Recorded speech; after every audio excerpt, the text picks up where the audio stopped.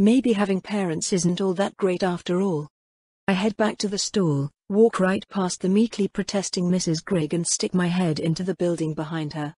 It's all brick and clay, because most buildings are. The oven burns hot next to a bruised and crying young boy, probably around 13 or 14.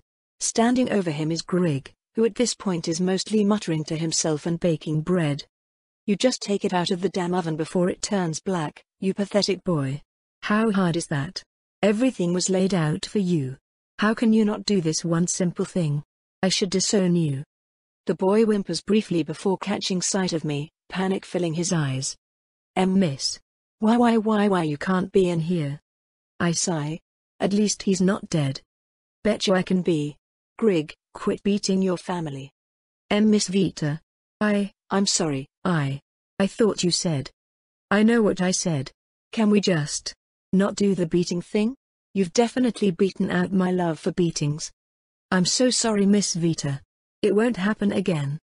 Ah, great. Good. That's good. That was easy. Maybe if I'm careful, this will work out okay. I can help out. No, wait. Help out how? By murdering bad people and turning them into slaves? Father? Who is this? This is Miss Vita. Be respectful, boy.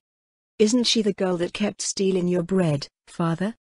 Yeah, I am, I butt in confidently. So be respectful. He blinks in utter confusion. Mission accomplished. But I still need to figure out what to do from here on. I can't hide this forever, right? Sooner or later, someone will notice the dude is dead. Boy, bring this bread to your mother, Grigg orders. And cover your face. Oh, nice one, Grigg. The child hurried out of the room as instructed, leaving the two of us alone. What now, Miss Vita? I don't know. I'm thinking. I want to go talk with Rowan and Lynn. They're reliable. They know me, they like me, and they feed me, which is about the closest thing I have to friends. But I'm an animancer. Lynn can't exactly walk up to the authorities and try to sell me out, but animancy is something even criminals don't screw around with. I want their help, but I legitimately don't know how they'll react. That's scary. My other options are to stick around and try to lay low, or to run out of the city. Running out of the city isn't the most appealing thing in the world, since without the protection of the guard, the Templars, and the massive city walls, I'll probably die in a few hours to all the horrifying monsters that roam around out there. I've lived in Skyhope my whole life, so I don't know much about that, but the rumors are concerning. But can I stay? Grigg already looks pale to the point of sickly. He's eventually going to get discovered. I might be able to just pretend like he has nothing to do with me. Natural undead happen. It doesn't necessarily mean a necromancer made them, I think. Although natural undead almost never reanimate after a single death. It tends to take a war. If only I could make him alive again. But how the heck am I supposed to do that? He's not alive. People can't just make something alive, right? His soul is puppeting his body with magic. Okay. First things first. Grigg, can you tell me more about necromancy? You said your uncle was a Templar, right? You want me to tell you, miss? I never studied this crap, Grigg. I'm a natural. He frowns. It's odd that you could be a natural necromancer. Isn't animancy an affront to the Mistwatcher? So why would ask? Well, it doesn't matter. If the Mist says it is, then it is. I'm afraid I don't know much about necromancy, though. Just undead. There's all sorts of types. The basic ones are called dregs.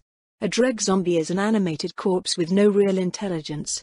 They wander aimlessly and attack living things that get close, but unless the corpse is of some powerful monster, they're not very dangerous.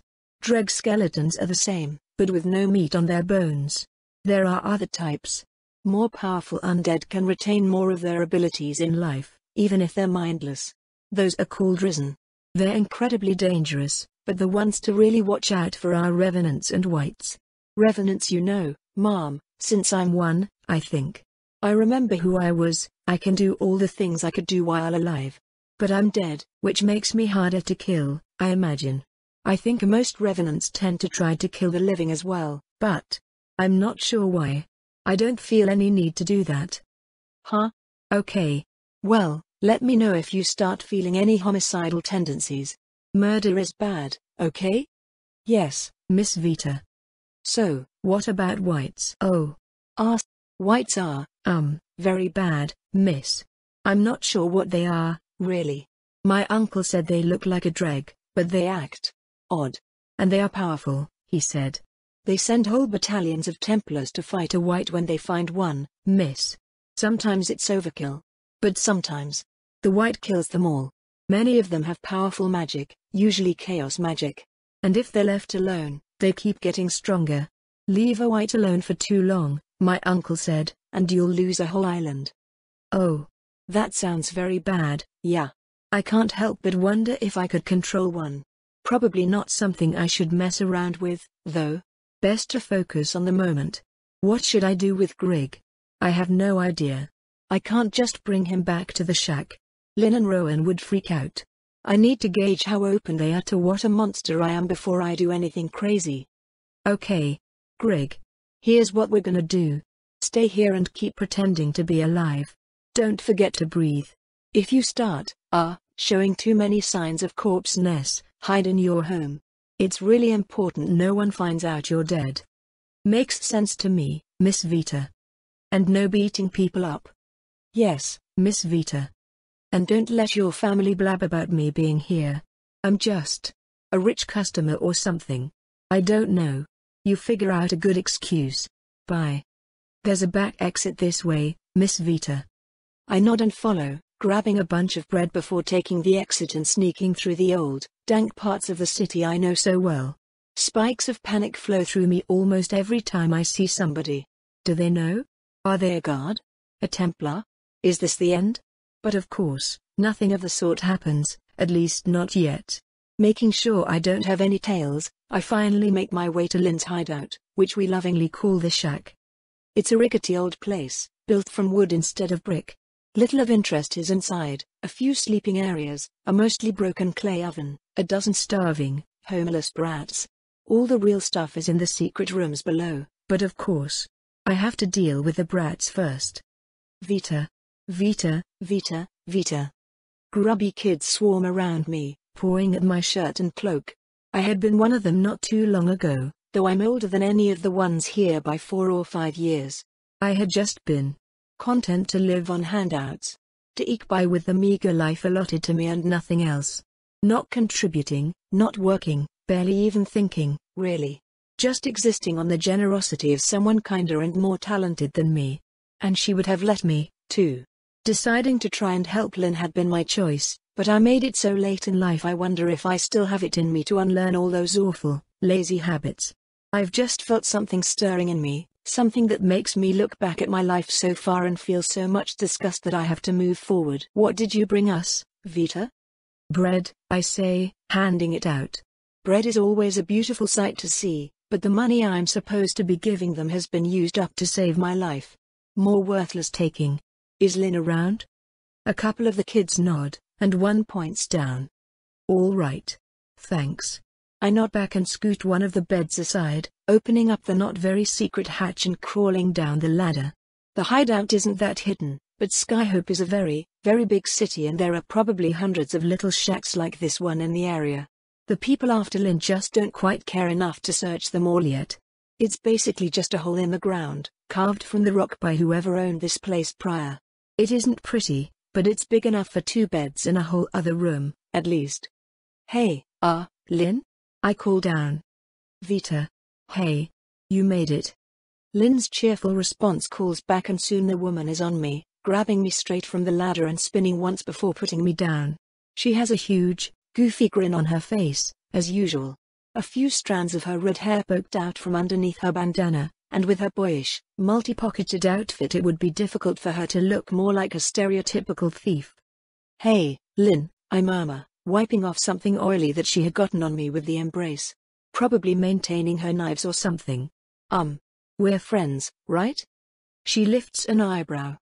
Yes, of course we are. Did something happen, Vita? You look kind of freaked out.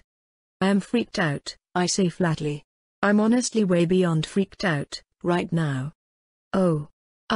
Well, you know I got your back for anything, Vita. You kids mean everything to me. I grimace. Lynn's not even that much older than me. Maybe 20? Yet she refuses to stop treating me like a kid. I'm not that short. I know. This one is pretty bad. She shrugs. I'm all ears. I swallow. This is a moment of truth. I probably shouldn't say it all at once. Well. It turns out I'm a natural mage, I hedge. She blinks. Then her grin explodes even wider. Yo, you what? Vita, that's awesome. That's the best news I've heard in months. Why would? Something bad happened? Yeah, you could say that. See, couple of bad things, really. There's a pause. She looks me over carefully. You kill somebody? I swallow. Yeah. I did.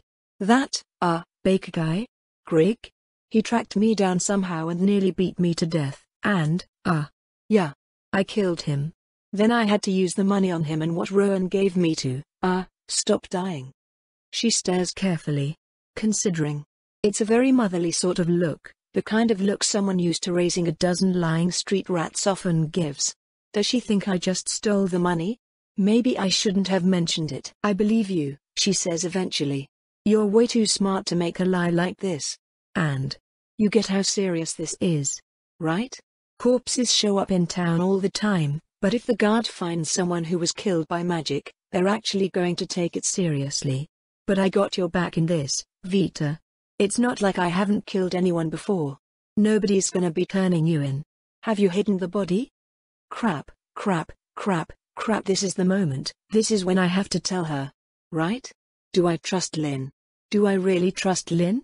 She's been giving me charity for the past year. She's a good person. She would want to help, I know it, but this is something that could put everyone in danger. Okay, fear racks my body. Would she kill me? I sort of. Come on, V. It's okay. The goofy grin returns. I got your back. I made the corpse stand up and keep pretending to be alive, I blurt out.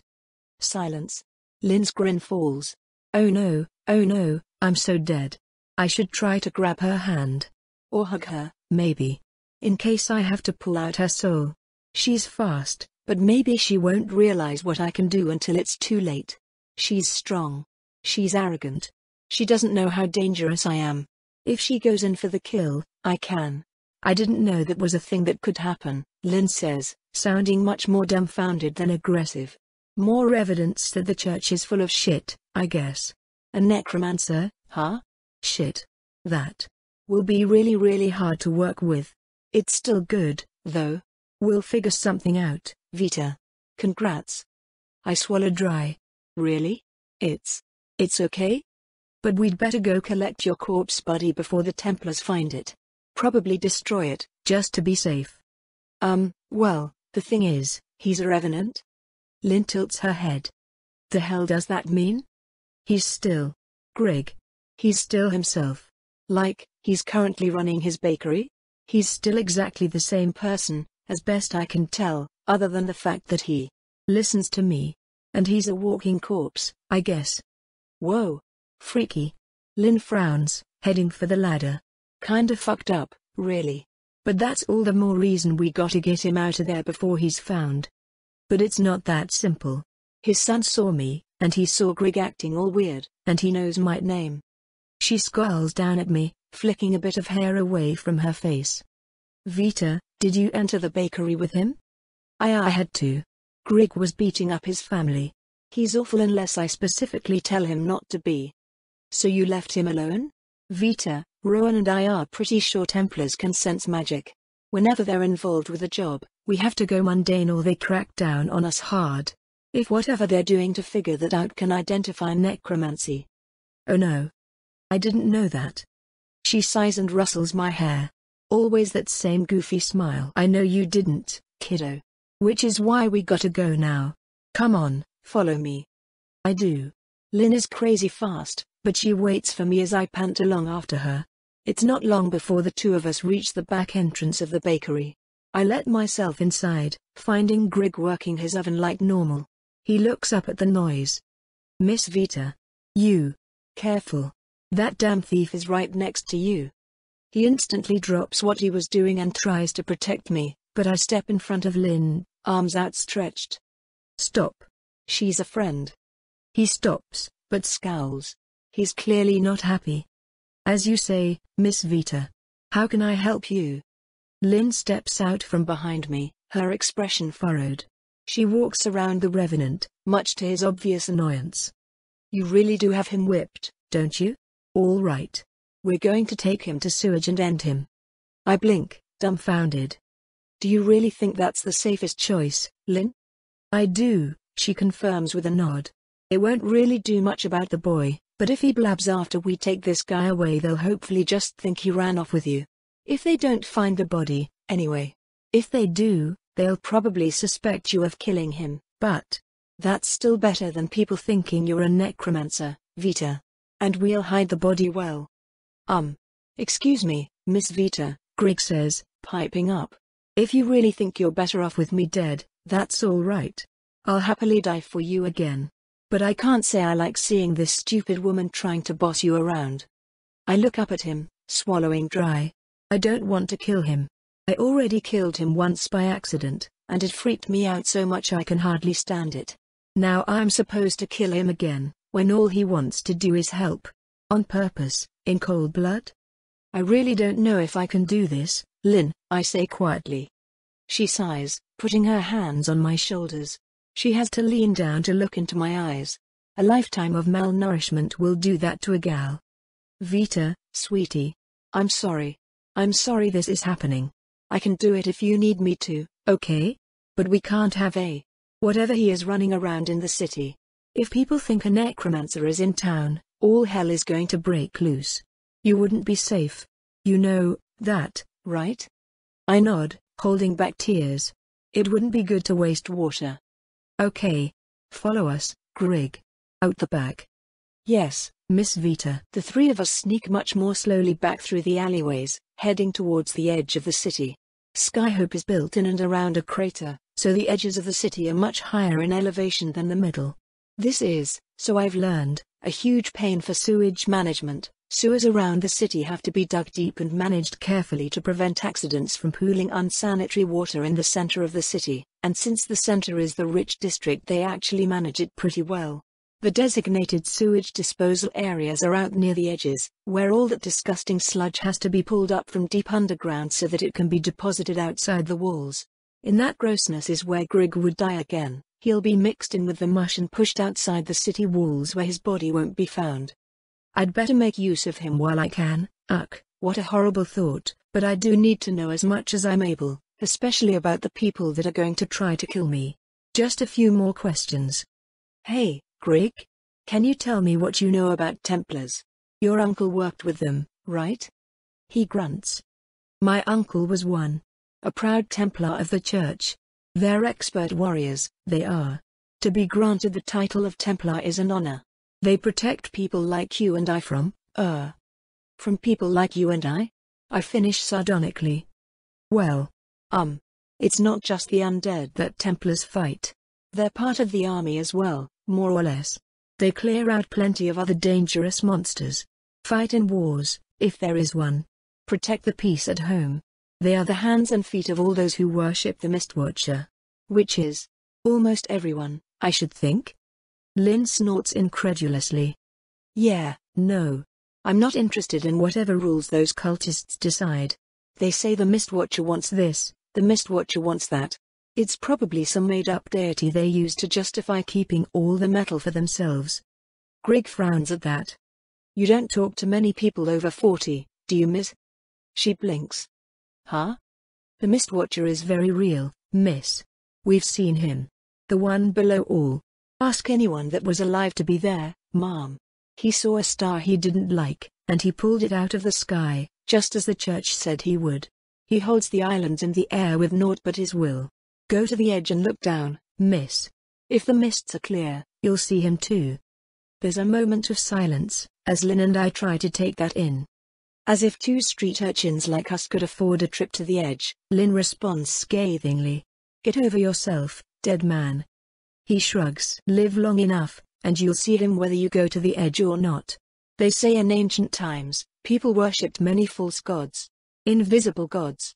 Gods you had to believe in just because you're told to. Some people still do, I hear, and they're all fools. The Mistwatcher is real, miss. Whatever you think of him, he's there and everyone knows it. We make the rest of the trip in silence, giving me time to collect my thoughts. Everyone knows of the Mistwatcher, certainly. Even an uneducated urchin like me. The church says the whole world was crafted by the Mistwatcher, every single island in the sky. Unlike Lynn, I believe he's real. I just figure if this is the world he made, he must be pretty damn awful. There's no way I'm going to worship whatever made my life. Not a chance. We're here, Lynn announces. It's somewhat of a redundant thing to say, considering that when she opens the hatch at our feet the smell nearly doubles me over. The three of us crawl down the ladder, and before I know it we're knee-deep in shit water. I follow Lynn as she wades through it a ways before finally speaking again. All right. Here's a good spot. You want me to destroy him for you, Vita? Destroy him. It sounds more like murder him to my ears, and I don't want that to happen at all. He's horrible. Truly a horrible, awful human being. In many ways he probably deserves death. Yet that feeling of holding his soul in my hands, how weak and vulnerable he was, how he had just fallen over. It scares me. In the same way, it scares me how obedient he is now. So many parts of my mind are screaming, keep him. Use him. This is what I need. This is how I can finally become stronger. This is how I get out of hell. My whole life I've had to scrape and steal and beg just to live to see tomorrow, and now I can just make people wait on me hand and foot? How can I just give up on that? I turn to look at Lynn. At the woman who has helped me all these years, who fed me when I was hungry and asked for nothing in return. At the person willing to help me even now rather than toss me to the church like the monster I am. I can't put her in danger. Not the one, singular good thing in my life. No. I got it, Lynn. I walk up to the awful, fat man. I put my hand on his chest, trying to feel for his soul. I can. It's kind of like feeling my own soul, except outside my body, I suppose. In part, it is my soul. The shard of my soul that I put in him has fused with his own, making a singular form. The new soul is very different from me, the one I used to form it. I can't see it, not really, but as I hold my hand to Grig, I can feel things growing out of the core of his being. Like strings, or maybe blood vessels. Whatever they are, they slither through the body, pulling and tightening and moving it around like some kind of freakish parasite.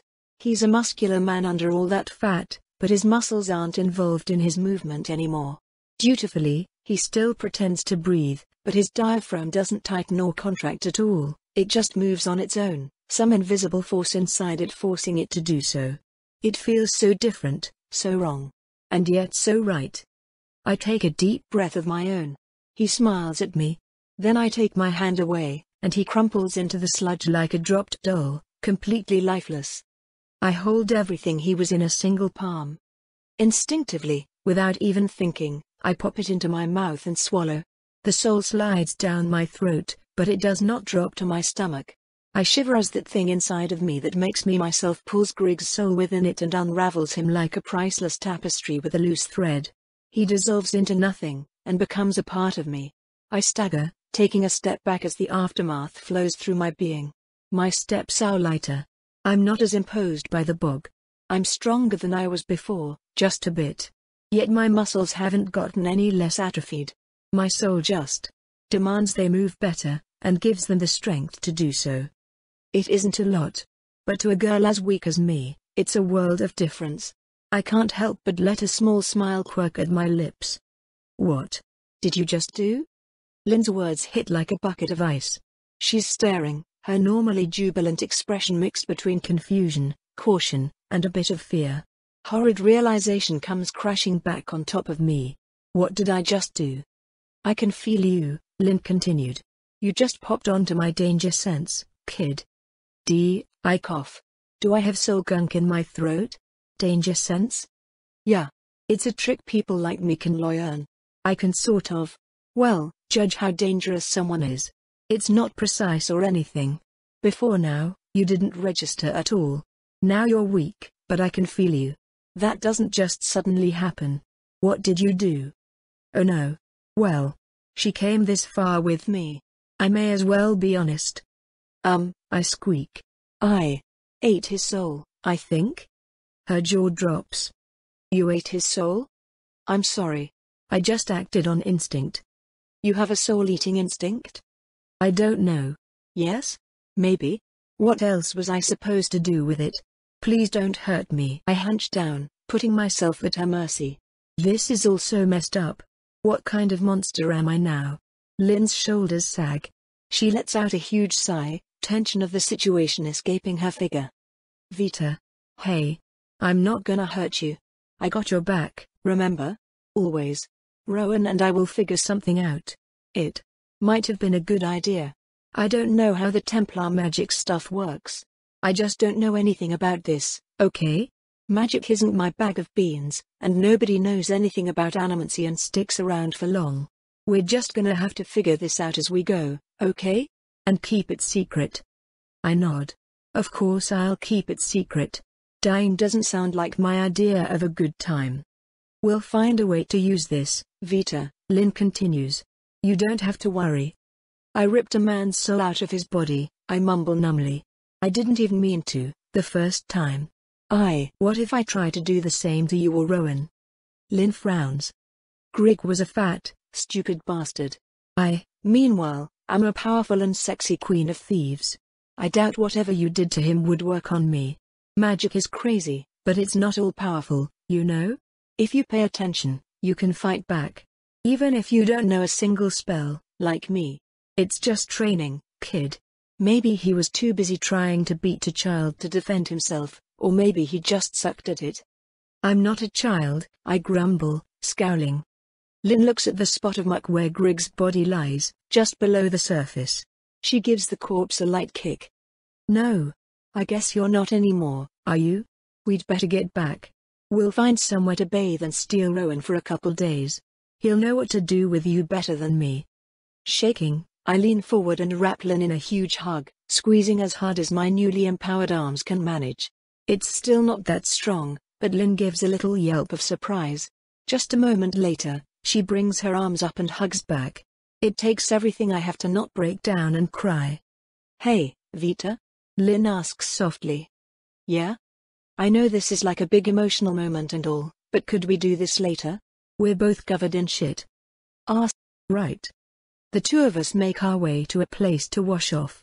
Lynn bans me from getting anywhere near Grig's bakery, telling me to stay in the shack for now. She says she'll be back soon, with Rowan to help. Just to be safe, Lynn suggests I stay in the secret area underneath, and to not touch any of the kids. Thinking about why that's a good idea is going to give me nightmares. Still, it looks like I'm going to have people to help. Things aren't as bad as I feared. Maybe things are actually starting to look up. Yeah. Good joke, Vita. Alright, kiddo. How about you tell me this secret Lynn's got you locked down here for, eh? I'm sitting face to face with Rowan, down in the hideaway under the shack. Lynn stands behind him, arms crossed. It's a bit of a serious atmosphere, but I suppose it's a pretty serious subject. Well, I'm a necromancer. Rowan glances up at Lynn, his flabbergasted face clearly seeking confirmation. He's a bit of an odd-looking guy, way too young to rock the black mutton chops he has. He's still quite attractive, though, and it's a secret to no one that he and Lynn are in a relationship. They're a power couple, and quite the contrast to my emaciated ass. How long have you been hiding this from us? Rowan asks, attention returning to me. And how did you learn? I haven't been. I found out earlier today. It just happened. She's telling the truth, Rowan, Lynn confirms. But natural animancers aren't a thing, he says. I mean, hypothetically they're a thing, but there's no record of one ever existing. Then she's the first. Or there's a bunch and we don't have records of them. But I saw her do something, Rowan, and it didn't look like a spell at all. She just did it. He taps his chin, thinking. Well fuck, Rowan eventually concludes. I don't know what this means, but it's probably bad news if the church finds out. Kinda throws a wrench into their doctrine. At least a little. Maybe it's not that bad, but we probably shouldn't ask them about it. Why? I ask. I don't get any of this church stuff. What do they have against animancy? Well, sort of a twofold answer to that. The first is the church side. Souls are gifts from the Mistwatcher, or so they say. When you start messing with souls, you're not just messing with the fundamental nature of a person, you're messing with the Mistwatcher's direct business. We don't know everything about the Mistwatcher, but the church is very adamant that it's a bad idea to mess around in his business. I frown, thinking. Well, okay, I guess that makes sense. So, what's the second reason? Pretty much just basic common sense. The church and the government are sleeping together nice and tight, but even without that any sane government would regulate or outright ban animancy. You can do crazy stuff with it. Read minds, corrupt thoughts, change people's beliefs and personalities, make them fall in love with you. And it's nearly impossible to trace except by another animancer. You're a necromancer specifically, you said?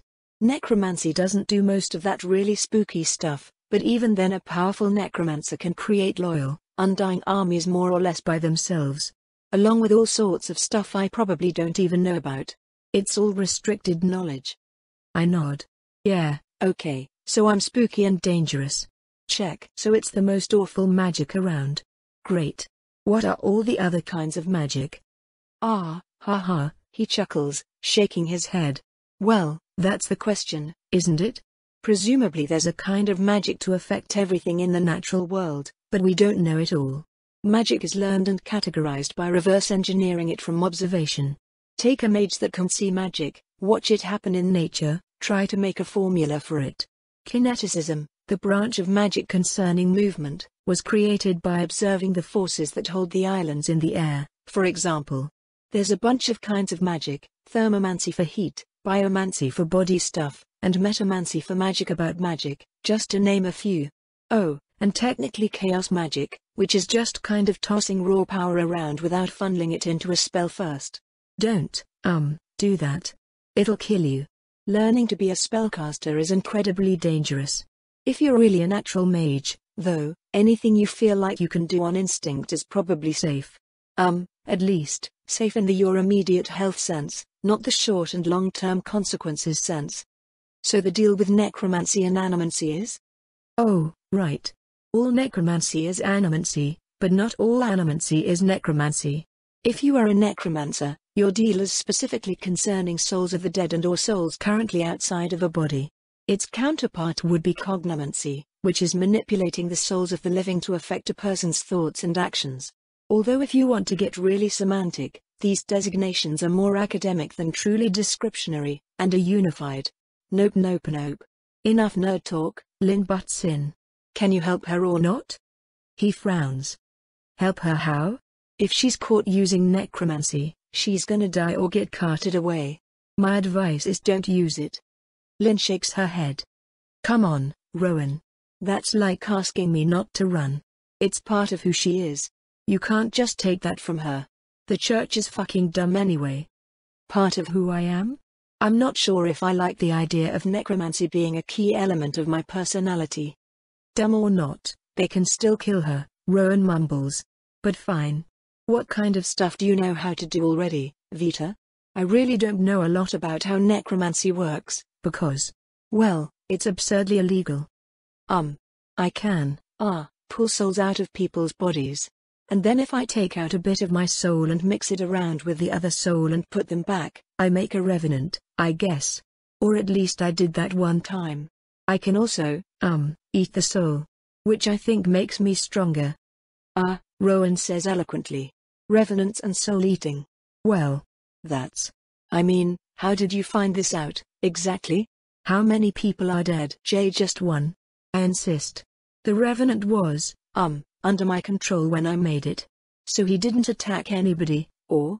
Well, I mean, he did, but that's because he was an asshole, not because he was a revenant. Rowan leans back in his chair, blowing air out his nose as he balances the rickety wooden thing on two legs. Okay. Well, that's... I don't know what to do about that. If your powers require somebody to die, you probably should not be using them. Yeah, I say dejectedly. That makes sense. It makes too much sense, really. I don't know what I want to be in life, But mass murderer is certainly not on the list. And I'm a death mage, basically. I just deal with death. Maybe I can wait around for people to die of natural causes and then eat them. Ugh, that sounds even worse. Am I just destined to be a horrible monster? Have you tried it with animals? I blink. Huh? Animals, Rowan repeats. Animals have souls. Monsters too, if you care to make the distinction. They tend to be weaker than the souls of humans and other sapients, but they have them. Might be a more ethical way to test out the kind of things you can do. I swallow. Isn't that risky? Of course it's risky. You're a necromancer. Don't use it at all, or get used to risk. But if you wanna use your powers, animals are probably the best way. Just keep your distance from the Templars, kid. If they grab you and find out that we helped you, everyone here is fucked. Don't tell the kids anything, either. Okay. I won't, I promise. Nodding. Good. Now let's go. I wanna see what you do. You got a preference for which pest to kill? I think about that for a bit. What sort of animal would I want to serve eternally in my loyal undead army? What about crows? Rowan smiles knowingly, standing up to exit the hideout. I blush a little. I might sleep with a stuffed crow still. It's not weird. Crows, huh? Why crows? Might be a little hard to catch 'em. I just like crows, I protest meekly. So you want to kill them and mess with their souls? Should Lynn and I be worried? My face goes white. No. That's not what I mean at all. Kidding, Vita, Rowan says with a laugh, tousling my hair. Crows could be good practice. They're smarter than most pests. I'd question how long a crow zombie would actually be able to fly, but, well, we can't let you leave undead around anyway, okay? That could be really bad. I nod, following him out of the hideout. Lynn says something about grabbing some more food and heads out, leaving the two of us to walk silently through the back streets of Skyhope. Rowan's finger twitches a bit, drawing a lazy path in the air. When he's done, I'm suddenly unable to hear the city's noise around me. There we go, he says. Silence bubble. We can chat freely now, if you want. Yeah. Question. I pulled Grig's soul out of his body while he was still alive. That's affecting a living soul, right? Affecting living souls is cognomancy, not necromancy. So am I both, or is that just proof of the, unified thingy you were talking about? Rowan looks down at me with a raised eyebrow. It ain't proof of shit. But yeah, the labels we give this kind of stuff? It's all observation-based. We made up the names to describe what we saw. Magic didn't create a bunch of spells based on names we gave it. There's gonna be some fuzzy areas. The unified theory is just one of many theories on how magic as a whole actually works. But as interesting as that is to pontificate about, it's nowhere close to proven. From a practical perspective, the groups we have are going to be how people learn magic for decades. It's not weird for a natural mage to have a few things outside whatever our imperfect understanding predicts they should have, but if you think you're a general animancer rather than just a necromancer, well, let Lynn and I know as soon as possible, okay kid? I nod. Good. Here we are then, Rowan says. This should be a good spot to fish for crows. We turn a corner into a small clearing, empty of any people. There is, however, lots of trash. Rowan starts drawing something in the air again, though it makes no trail I can see. Eventually, some illusory food scraps pop into view nearby, while the two of us are covered with a fake trash bag. Alright, now we wait. You're gonna have to be quick to grab 'em, so stay sharp. I nod again. Illusion magic, huh? That's pretty useful for a con man. Time passes before a few crows come down and start pecking, immediately confused when their beaks pass right through the food. But before they can smell foul play, I reach out and miss. Embarrassingly. The crows are way faster than I am and just fly off. I turn an ashamed glance towards Rowan, who chuckles. Okay, I'll help. Just don't tell anybody I can do this. I've got a chiromancy license, but I do not have a thermomancy license. The next bird to fly down immediately gets flambeed. As it falls over dead, something stays where it was.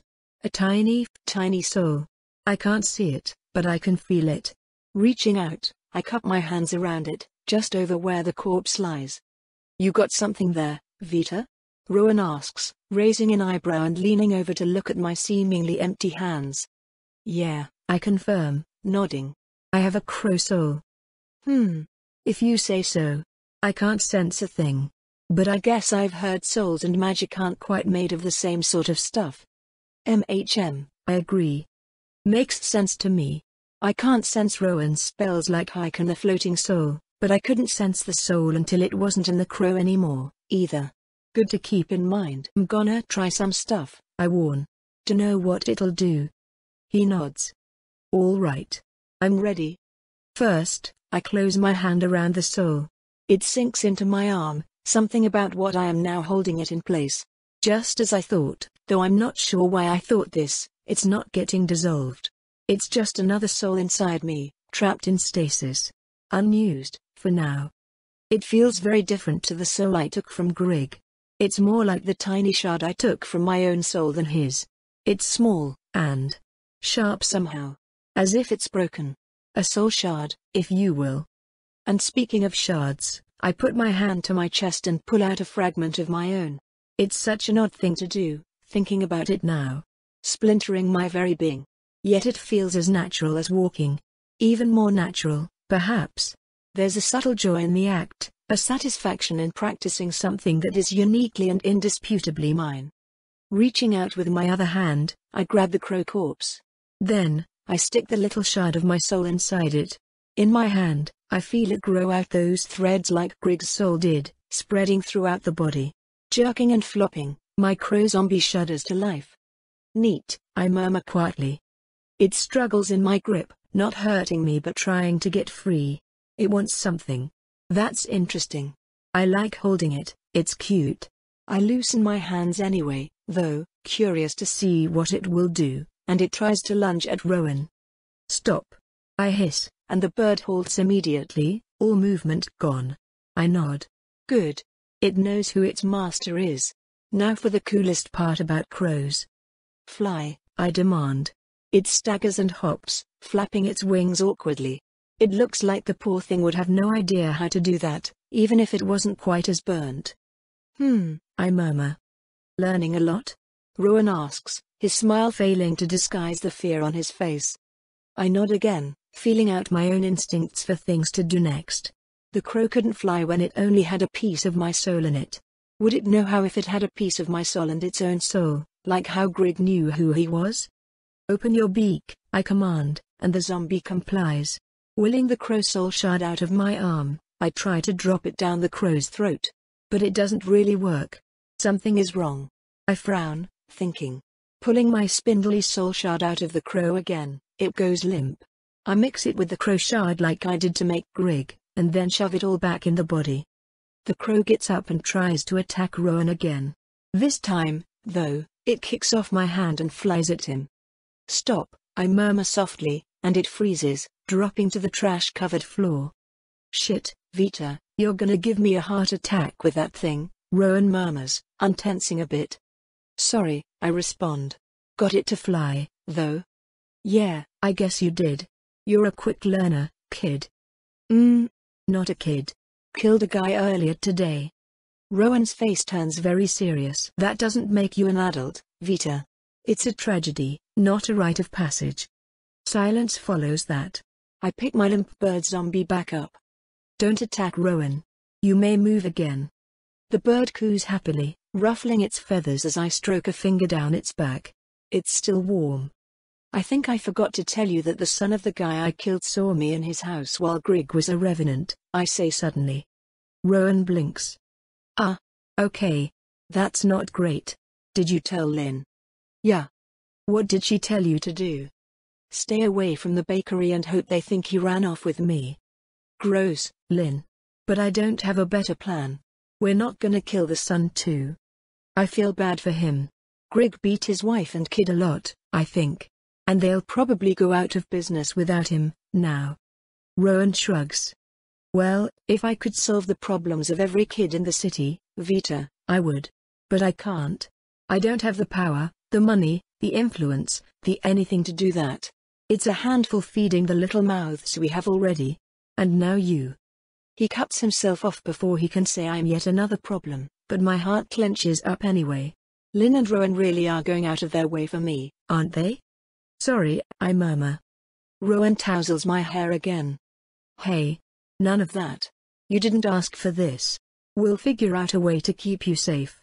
I lean into his touch, hugging my bird. Thinking back at how its first instinct was to kill him, a terrible idea comes to mind. Hey, Rowan. Do you think it's my fault that the stuff I make is so violent? I'm putting bits of my soul in them. Does that say something about me? He sighs, sitting down in the trash next to me. I don't really know anything about necromancy, Vita. But almost all undead try to kill living things. It's just what they do. Yeah, I murmur.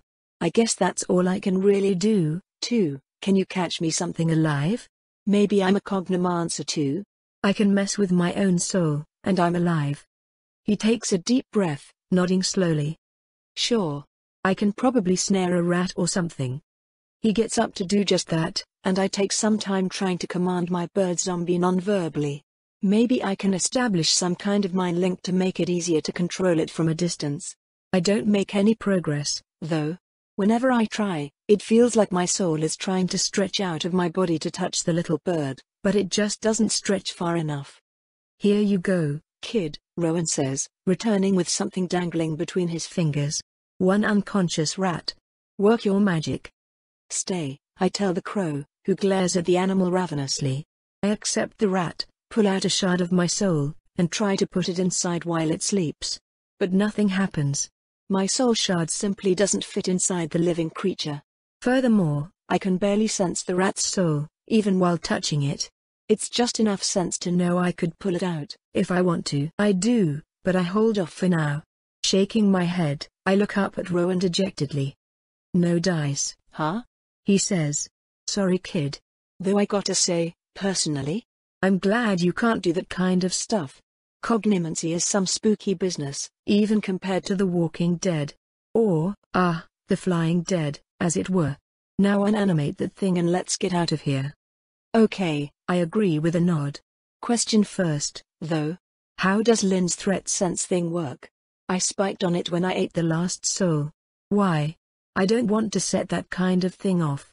Rowan tilts his head a bit. When you ate. Well, martial types like Lynn get all kinds of pseudo-magic crap, and it's long been theorized that the stuff they do comes from the same kind of energy that makes souls work. If that theory is true, my guess is that Lynn is vaguely judging a soul's strength compared to her own. You might be able to learn how to do it, actually. As an animancer, it might even come more naturally to you than it does to her, unless I'm totally off base, I guess. I nod, pulling out the rat's soul and popping it in my mouth. It's so tiny. Even smaller than the crow's soul. Discarding the corpse, I grab my little crow revenant and pull its soul out too. There's something viscerally satisfying to it, really. I hide both of the bodies in the garbage pile, popping the souls down my throat. They aren't very filling in the, spiritual sense, but it makes me feel a bit better to have my shard back inside myself, plus a bit of interest. That's super freaky, Rowan mutters, staring intently. Sorry, I murmur, standing up. It's fine. Really. Just try not to get into the habit of it too much, okay? I nod. On the bright side, I might be able to sustain myself and souls if we don't have enough bread. He gives me an odd look for a beat, then laughs, pulling me in for a side hug. Oh, shit. Come here, Vita. You're a good kid, yeah? It's probably not a good idea, though.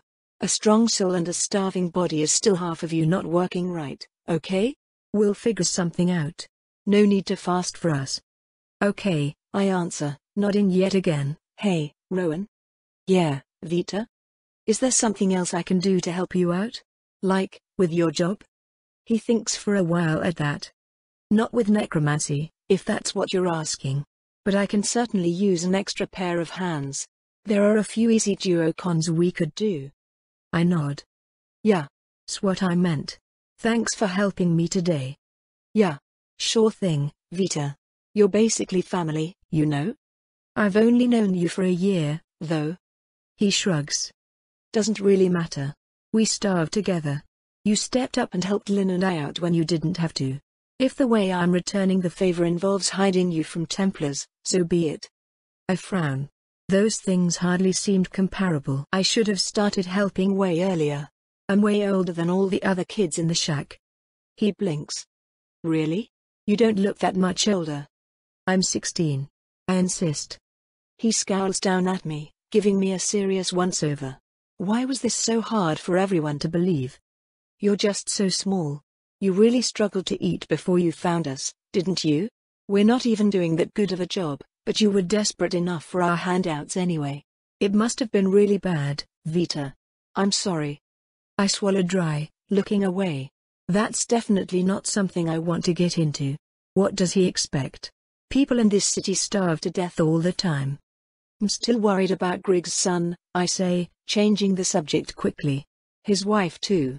They'll recognize me. Is there some way you can make me look different? Not a great way, no, Rowan answers, taking the topic change in stride. I can probably disguise you while we're together, but some kind of complex facial enchantment that maintains a different appearance and moves with you without my constant attention? Yeah, no, you'd need like, a metal artifact or something. Way beyond anything I could pull off. Yeah. Metal. Like that's going to happen. I nod once more, curiosity sated for now. It's a shame we can't hunt for food. Souls for me, meat for everyone else. It would have been ideal. It's never safe to eat meat unless it was treated by a biomancer, though. Cooking food helps, but all sorts of heat-proof magical diseases hang out in wild animals, and if anyone in the shack catches one of those, they will absolutely die. Rowan and I depart the trash-covered clearing, heading off to one of the places he likes to set up his job. Eventually, the two of us make it back to a busy street, Rowan's silence bubble dispelled. There the con begins, sending instructions by magicking words into my ear that are so quiet, no one else can hear them. I fake a few customer victories together on one street, act as an assistant on another. It's kind of fun. Rowan has an odd kind of personal magnetism to him, where even people who know he's scamming can't help but enjoy the show. I actually find myself smiling a little. At least until a Templar walks by, one of the very hands of the church that hates the very idea of my existence. Fear freezes my heart like ice. It's just a normal Templar, thank goodness, wearing standard issue armor rather than a unique getup. He, I think it's a he, anyway, is covered in armor from head to toe. Chitin armor, in fact, probably carved from some wretched monster from outside the walls. A sword hangs on his hip and a shield on his back, each piece of the outfit adorned with the Eye of the Mistwatcher, the symbol of the church. Worst of all, he is absolutely, definitely, walking straight towards Rowan and I,